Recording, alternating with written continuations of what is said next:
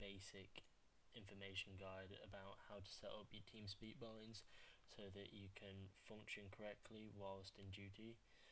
Alright, you're going to be learning how to basically switch to your communication channels from your unit channel. So every time you're going to come on duty now, you're going to be going to a unit channel which you're assigned. Basically you'll stick to that unit and refer to it as that. Now you will have binds set up so that you can go back to that channel also immediately without having to alt tab, which is really good and sufficient for doing the duties that you have to do. So I'm just going to basically go through all of that now with you. So first of all, you want to go into your settings, you want to go down to your options. Okay, now go into your hotkey tab, then you'll want to go down to here on the add button. Okay, now you want to go onto your show advanced and scroll down until you get to switch to channel. Now you're going to go on switch to channel again, and you're going to scroll over a bit because it might be quite big, so I'm going to make this bigger. Now we're going to just scroll down until we see COM1. Okay, now on COM1 we're going to go onto the current server just so you can assign it for this server. Now I'm going to use it as num1 so that I know that number 1 will be communication 1. Now we're going to do that all over again, and we're going to go on to the show advanced again, go on to switch channel, and then we're going to go on to switch to channel again, and then we're going to scroll down for COM2. Going to go on current server again, and I'm going to set a hotkey for number 2, so it's COM2 for number 2 for me. Okay, going to do that all over again, sadly, and we're going to go on to switch channel again, and we're going to go on to COM3, and we're going to go on current server, and I'm going to assign the hotkey to number 3. Regardless, you don't really need to bind your roll call channel, etc. Next, obviously, this is for when you do go on duty, you'll have your assigned unit channel.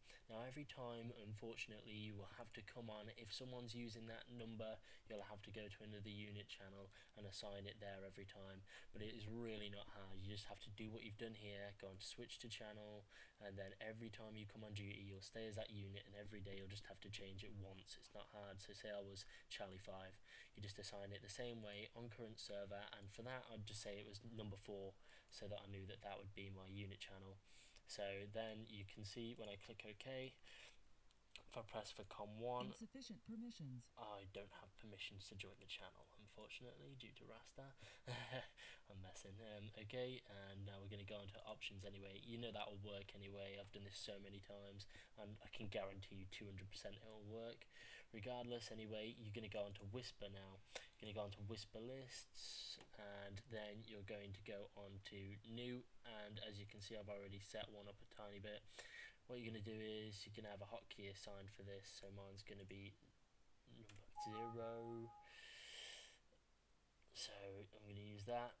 Oh, 1 second, I just could have edited that one, my bad. And then 1 second, I have messed up there. Okay, now you're going to go on Whisper list to clients and channels. Okay, now it's a key vital role that you actually set the channels that need to be communicated with, so that when you use your central dispatch, you don't speak to everyone who's in the AFK channel or the staff meeting channel. So first of all, the channels you want to set is the communication channels. So we're going to click on these, and we're going to basically assign all of them right down to the hotel 2.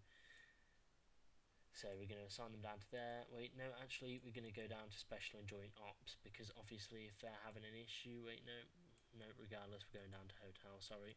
So we're going to set all of these now so that we can basically go to all of these channels. 1 second. So we're going to go onto unit channels, because as you can see, they're all in the unit channels category. So it's quite simple actually. Then you just apply that, and then that should work. And we're just going to click on all of these now. Annoying, I know, but still. Scroll down a bit. There.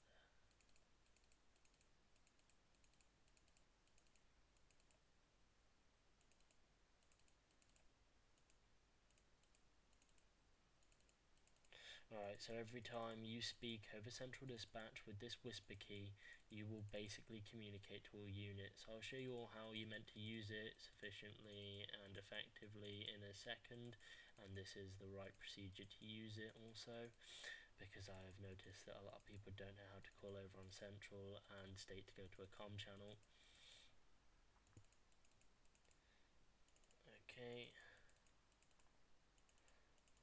And finally we're done. Now we can apply that key, and so now every time I really need to call in a scenario, I can just press down this key and you'll see that it opens a bind to speak to all communication channels.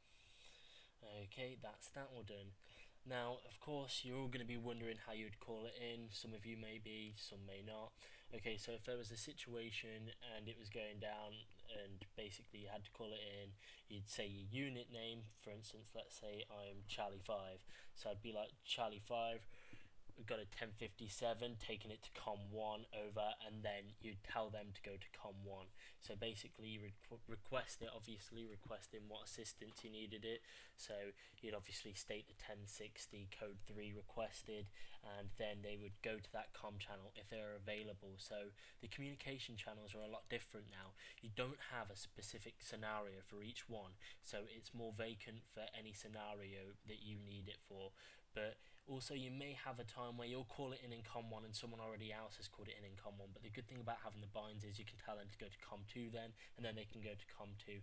And the good thing is it spreads out units, so there can be multiple 1057s, and units can then go to them when they feel free, and they can also stick to their unit channel so that they can speak to their partners, students, etc., and then expand on their role play more, which is really, really good in the aspects of role playing, of course.